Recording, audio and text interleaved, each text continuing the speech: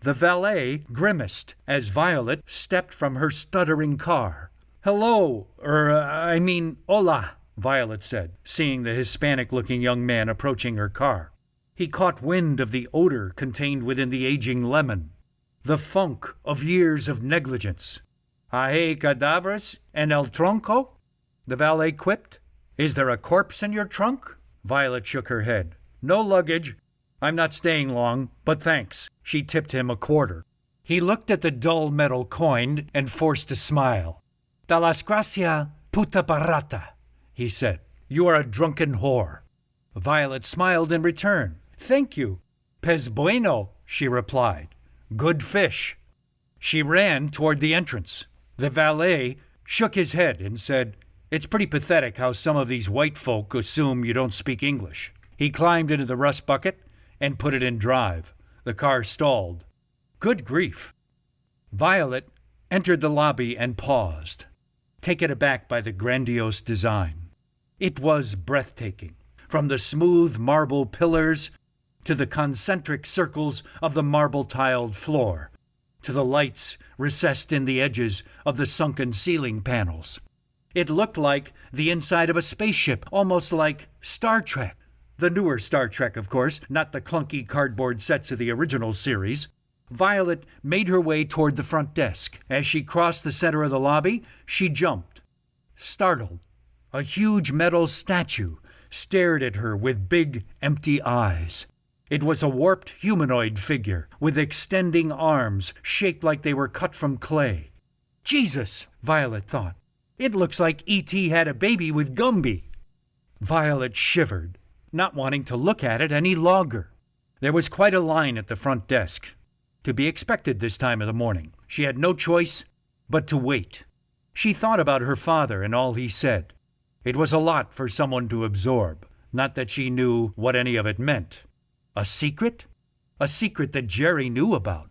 It would make sense if it were work-related, but why would his assistant, the frumpy, mousy Jerry Hender, know anything about their personal lives?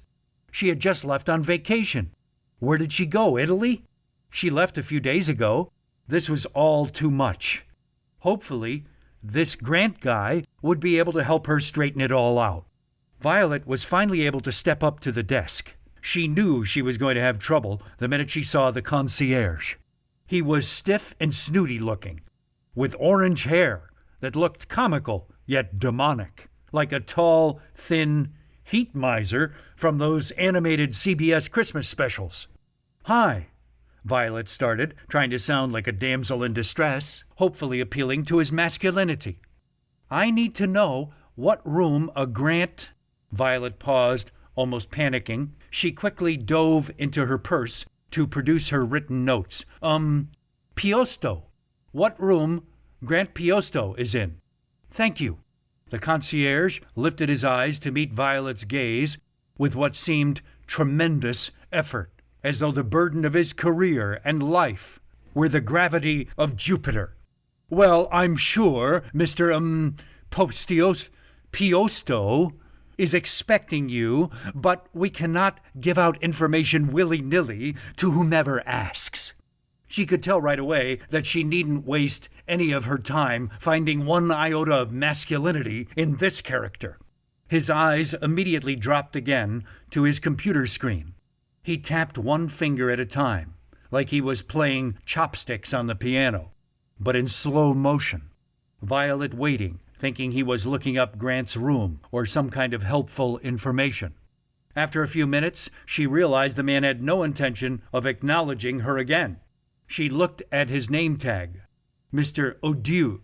"Excuse me," Violet coughed. "Mr. Odiux?" She pronounced it phonetically, saying Odiux. The concierge cringed at her ignorance. Violet obliviously continued. "Can you tell me if he is here at all? It's very important. The gravity in Mr. Odieu's world must have doubled, because it took him twice as long for his eyes to reach hers." He spoke condescendingly, which went right over Violet's head. "Again, for those with comprehension issues, we cannot give out that information." His head dropped again, tap, tap, tap, on the computer.